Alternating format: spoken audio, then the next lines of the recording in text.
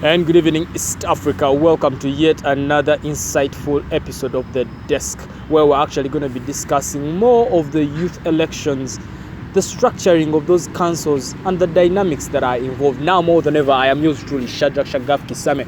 Now remember, if it's Wednesday, it's all about The Desk here on U24. Now thank you very much for keeping yourselves on U24. We trust that every time you watch U24, you're inspired, you're motivated, and above all, you are educated. Like tonight, ladies and gentlemen, we're going to be talking about the different dynamics in the youth elections. Now, the lady in the chair tonight, you see, it's not a man who's going to tell us about the youth. It's a lady, very smart. She's been here before, but she's been in different fields, beauty queen, mother, all those aspects. But I tell you, this girl is smart and she keeps on chasing her dreams. And now we have her in politics.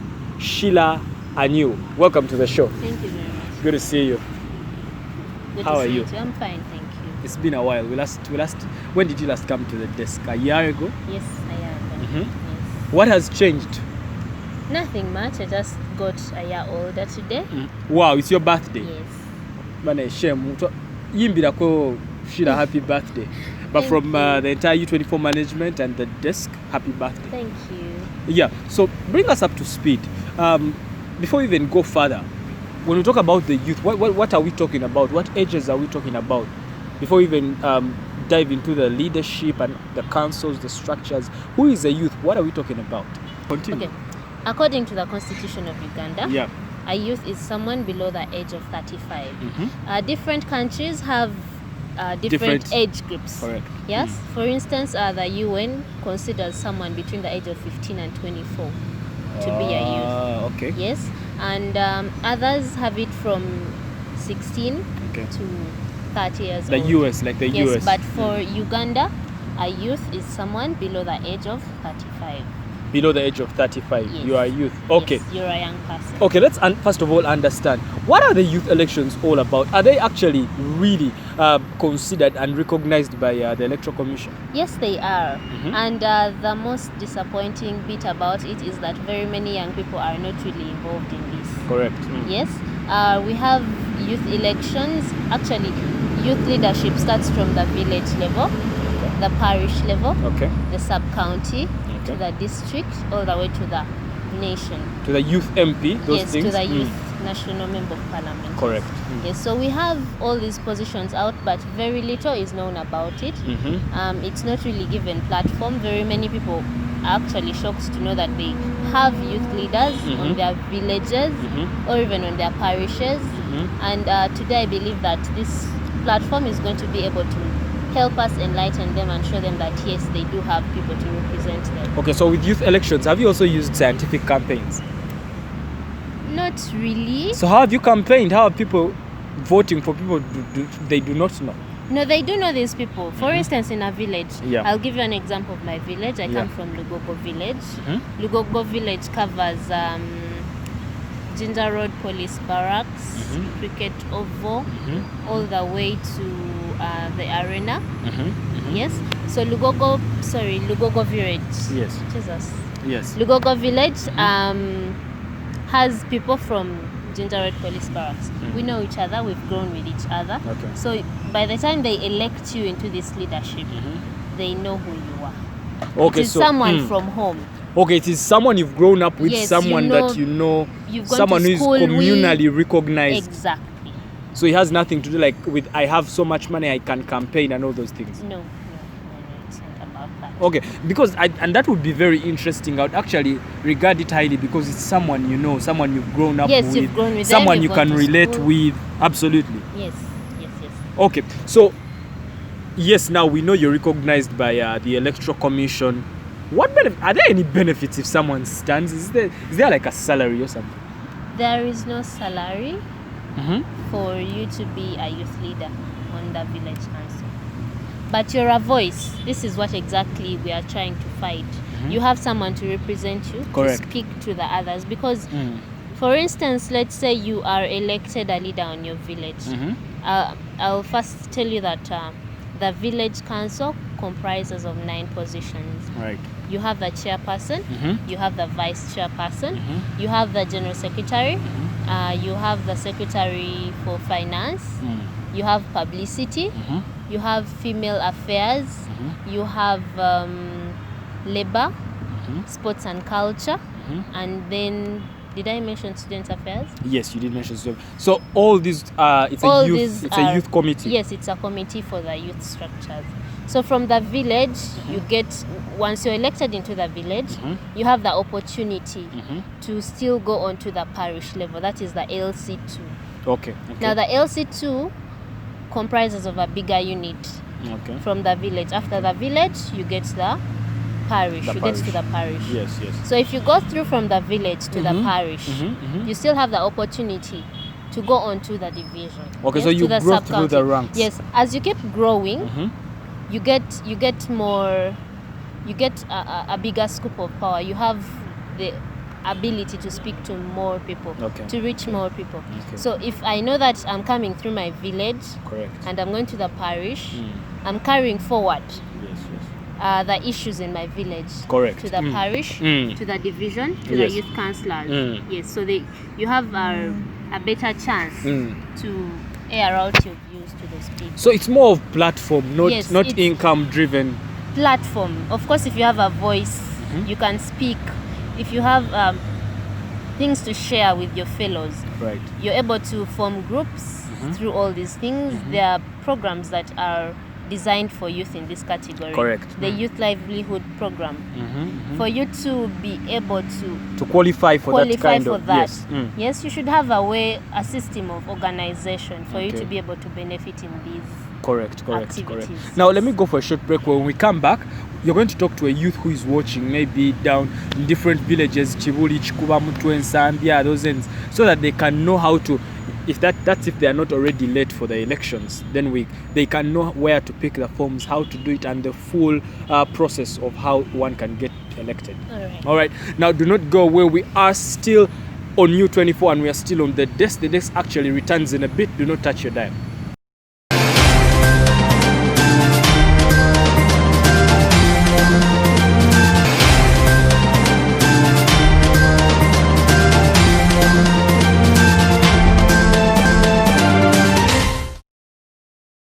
And welcome back to this very insightful episode of The Desk, where we're actually talking to a lady. She's educating us on the youth elections. You know, I've been seeing these things in the news, on the tabloids, and I had no clue, even me. But she's educating us how to do it. And trust me, after this, you're going to be able to know how to pick the phones, what actually these committees can help you as a person.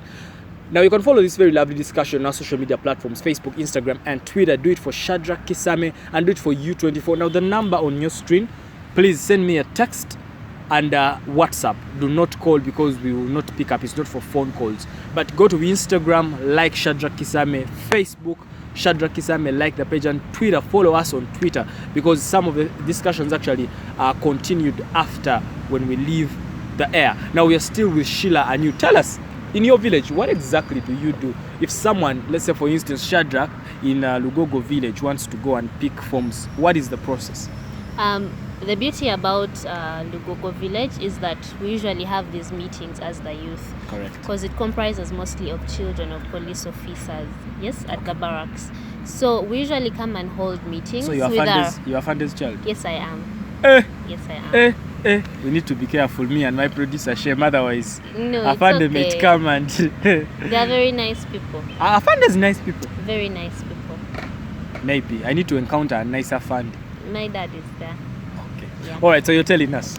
So what happens is, usually when they put out information from the Electoral Commission, that they set the roadmaps with dates on when these committees are to be elected. Correct. So the forms are picked at EC. They have agents that they send to these different villages with those forms. Correct. So you pick the forms and sign up for the positions that you're interested in. Yes, and then if you have opposition, take us back to how do I know they advertise the positions, where and how? They're usually put out on social media platforms, UBC for instance, on national TV. They usually put this information out. Right now we are living in an era where social media is just everywhere, so the information gets to reach you in one way or the other. Okay, and that's all funded by Electoral Commission? I believe so. Okay. Yes. So when these positions are put out, people pick those forms and sign according to their interests, because it's not only the youth, but there's different other sections. Correct. We have the elderly, the women, we have the youth, we have people with disabilities. All these have the same committees, but they are done in different days. Yeah, so you pick the forms, sign them, and return them to EC. Approval, then days of nominations. Okay, that's all called the nomination phase. Correct. People pick the nomination forms, and then a date is set for the elections. Okay, before we get to the elections, Yes. what could lead for me to be disapproved? To be disapproved if you do not have a national identity number. If you're not in the voters register, for instance, you're not yet 18. Yes, that would nullify you from being. Also, if you're not from that area that you're standing in for. Okay. I cannot come from Lugogo village and I want to be chairperson for, let's say, Kamocha. Or I cannot say that I'm from Kamocha and I want to be chairperson in Machindi or Chisenyi. So you have to be from that area to be able to stand for leadership in that area. Correct. Okay, so where let's say Shadrach Kisame is standing maybe for Buya village, and we go through the sieving moment or the nomination time. So that do youth elections also have parties? Are they partisan? Like, can I come maybe, let's say, I'm from NRM or People Power? Yes. How effectful is that? Usually it helps to limit the number of candidates. Let's say we are NRM, we have 4 people that are interested in one position, or let's say we are from DP or whatever the party. You have to go through your primaries to pick out. So you also have primaries for the youth elections? Yes, we do have primaries. So these are, I think it should be treated with more respect, and more resources should be designated in that area, because it takes a lot. I believe so, because it's one area that is underlooked, and yet the youth comprise to the biggest number of the population. Correct, over 75% exactly. of Ugandans. And we have a lot of issues that we believe if we went through, one of the roles of the youth is to be a builder of our political structure and system. Correct. Yes. So if we had more strength in the political structures, we could have our voice heard out more. But a lot of people may not. I believe that it's mostly because they're not informed about this thing. You tell someone, oh, I'm the vice chairperson for Kololo 4, let's say, and they're like, how did you get there? What does it mean being there? What is your role as a person out there? Don't you think it's more of advertising or awareness? Like, people do not know. Yes, a lot of people do not know, and I feel that a lot more energy is required in this to sensitize these people and let them know about it. And I believe that is the role of the youth councillors. Yes, a lot of them are elected into power, and we do not know where they go. Yes, so I feel that there needs to be a lot more emphasis put onto these structures for the youth. Or do you think government should put in more money to definitely, fund things like okay, we'll talk about that after the break. Yes. But let's just continue. Now, Shadrach, after nominations, elections have come. Let's say I'm using NRM party. Yes. Now, the election process. The election process is just like any other process. Just ballot or these things that are bringing a lot of commotion.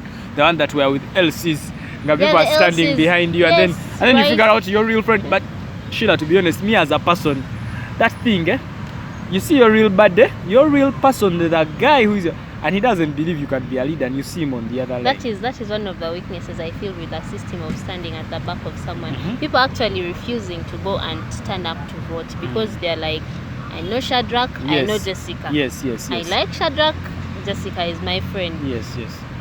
So there is that conflict of interest. Yes. So at the end of the day, most of them actually do not turn up to do the voting, and we end up losing out on good leaders because people do not want to come out and openly support their candidates. So I think maybe there is no budget. That's why people can't do a ballot paper.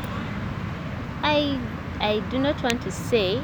Actually, I believe that it came up mostly because people thought the main complaint was that people are looting. Okay, the votes, yes. They are. The ballot system is not fair because some people actually rigging the votes. Yes. Yeah? And they decided to do the open stand behind your candidate. And you know that point is somewhat relevant, because to eliminate all the possibilities of rigging, so someone's like, okay, come in open air. And then what point does it make if they don't actually come to vote on that day? Okay. So it is, I don't want to say, both of them have their pros and cons, but my emphasis would be that if you have a candidate out there that you support, and you know that they have potential, yes, correct, do not be embarrassed to come and stand behind them, because at the end of the day, you're losing out on that person that is actually going to bring positive change into your area, because you're scared that so and so will see me, which is not right. Okay, let me go for a short break. When we come back, one, you're going to talk to government, and then two, you're gonna tell me what exactly, when that person is voted in power, what do they help me as Shadrach? Okay. Yes, since we are in the same village. Now, do not go away. We are still with Sheila, Jessica, and you, and she's, telling us and educating us, sensitizing us mostly about the youth elections, the structures, and how relevant they can be. Now, do not go away. The desk actually returns in a bit. We are at Nile Avenue, actually Nakasero Hill. Do not go away.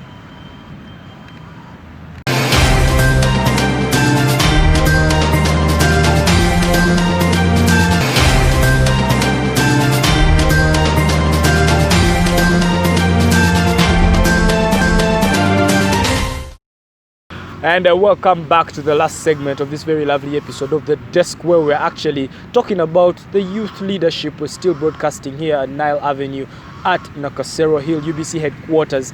I am still yours truly, Shadrach Shagafkis, and I'm with Jessica and you, Sheila. We're here discussing and trying to find out how government can help us, the youth themselves, what they can do to actually spice up this whole thing so that people can benefit. We've had a history of where leadership is just hand to mouth. People just want to get and eat other than serving the community. We want to change that narrative. We want to talk to you, and we want this to actually start from the youth.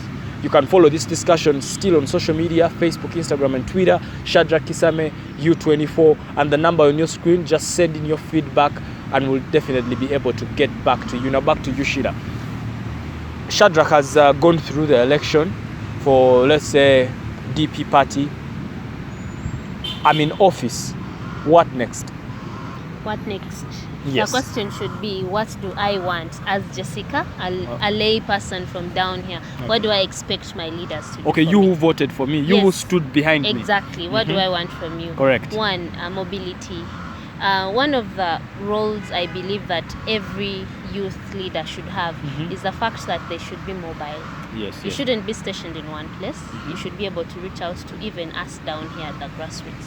Exactly. Most times when you elect them, they go up there, and then Omuntu Wawansi is suppressed down here. Yes, but then they forget us. And then they will come back 5 years later when they want you to send them back into office.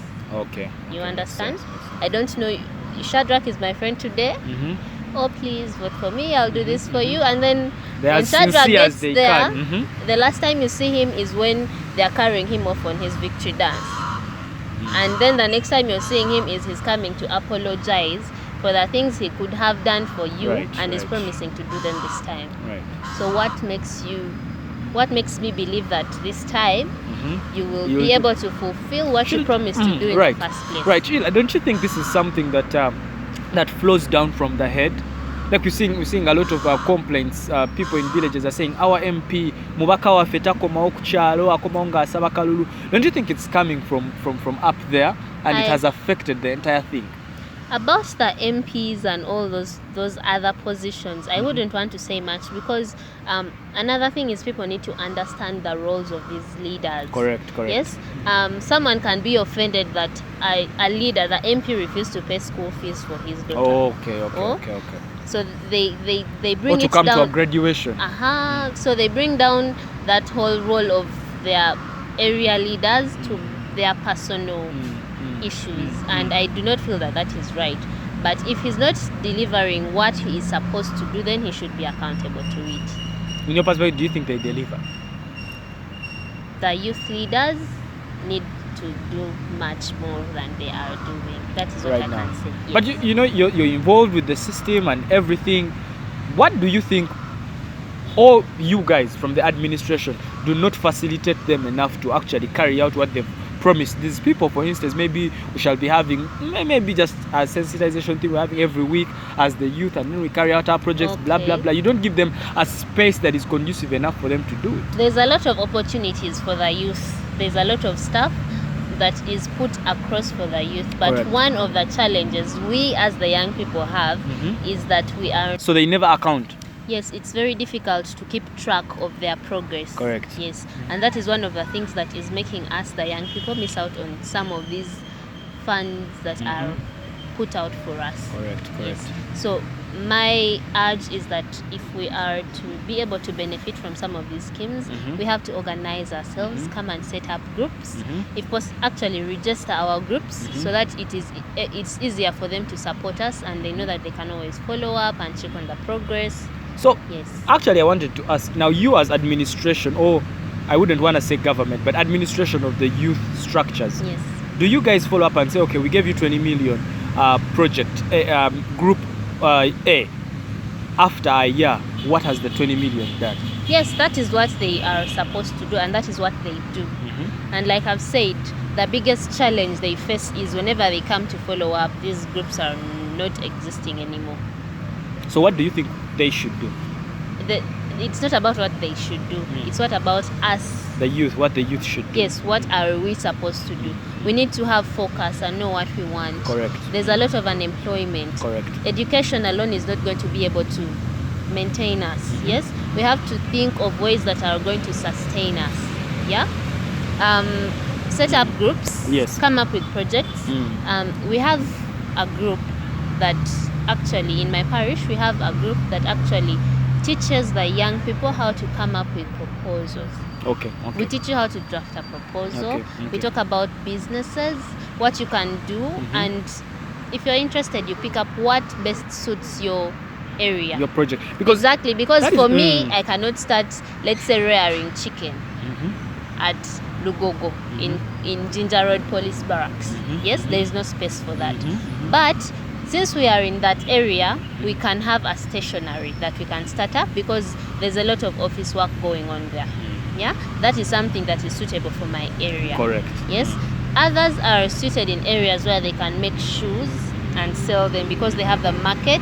They have the luxury of space. Yes, they can do what they can do in that specific area. Correct. So we teach them how to come up with these projects that are best suited for their areas. Yes, yes. And when we do that, the proposals are then sent off to the councillors who are going to represent us at the division and the district. And that's where the funds start coming down to the villages. So the process of the funds coming down, how long does that take? Someone was telling me they were very frustrated because, who are they called? They're called the district youth something. That the guy went to that office to chase a project for over 2 years to get money. What causes the friction of the funds not reaching on time, or they are delayed? I believe that they would be best suited to answer that, because I do not sit with them. Okay. Yes, I do not sit with them. I'm just a vice chairperson in my village, Yes. hoping to progress to the parish. Yes. And these are some of the things that we really need to fight. A lot of times, very many good projects, yes, are pushed up there, but They die along the way. we cannot tell what exactly happens there. That's why we need to reach there and be able know. to ask them what exactly is the problem. So don't reach there also and be like the people we're talking about. You don't get back to us because you've reached there. You want to buy a car. and- Leadership comes from God, and if you put God at the center of what you're doing, Correct. He will give you the best direction on how to handle. Correct. Yes, and of course, not promising impossibilities. You may promise and you really want to do these things for the youth, for the young people, but that is not. Be realistic. That is not your mandate. That is not your. Correct. You don't have the authority to do some of. Maybe the these zeal is too much for power, and things. Maybe that, but I cannot tell. Okay, as we wind up the whole show, let's say you are the president of East Africa, 5 countries combined. What would you do? Let's say you were given the opportunity for 24 hours. What would you do first? To be president. For East Africa, don't just look at Uganda. You have Tanzania, you have Kenya. What would you do? I've never been a fan of having borders. Okay. I'm a big advocate actually for having a united East Africa, because one of the reasons we're having a lot of friction is because I'm Kenyan, Mhm. I'm Ugandan. Mhm. Yes, when there is an opportunity, I feel that I must take it to Uganda. Mhm. We have a lot of different strengths. Uganda has its strengths, Kenya, Tanzania, Rwanda, Burundi, But the South Kenyans, Sudan. So feel you guys are lazy and you take a lot of things for granted. no, yes, That's we what all has have. actually led to how No, your we country have- is and theirs how it is. No, we have different responsibilities, Mhm. we have different strengths, and we have different weaknesses. Mm. So if we capitalize on each other's strengths and Mhm. we use them for the betterment of the whole region, Yes. then that would be an advantage, because now sometimes in Uganda our strength is this, we have this weakness, and yet Kenya could help us in that aspect. Yes, correct. So if we could help each other build and grow, then it would make East Africa very big. So one thing you do when you're in office, you say no borders, United States of East Africa. Yes, I think it would be an awesome idea. Perfect. Thank you very much for coming to the show, Thank you Sheila. too. Good to see you again. Good to see you. Say too. hi to your daughter for me. She's very adorable. I Oh, love thank her. you, thank I keep, you. I keep stalking your photos, Oh. and I keep looking at her. She looks very good. And she wants to be a TV presenter. Oh She wow, speaks she speaks. so well. Wow, I think we need to groom her. Yes. We So should. for all the parents out there, you identify she's like 3 years. No, she's just 1.5, but she speaks. Exactly. So for all the parents out there, when you look at your daughter or your son and they have this ability, nurture it as young, Yes. because Sheila has actually just given you a snippet of what you do with your child. Now, you've been a lovely audience. Thank you very much for keeping yourselves logged onto the desk. Now, this is a discussion that is always worth hearing. This is a show we actually certainly and absolutely sure that every time you watch it, you're inspired, you're motivated, and above all, you are educated. Like tonight, a lot of mysteries and the dynamics of youth leadership have actually been put to play. Now you know what to do. Now you know what to expect. And now what you know what not to expect, because a lot of you are actually super ambitious and you ask for roads from a youth leader. You will not get it. Now more than ever, I'm still yours truly, Shadrach Shagaf Kisame. Good night, good luck, adios, and may the Lord God bless this beautiful Uganda.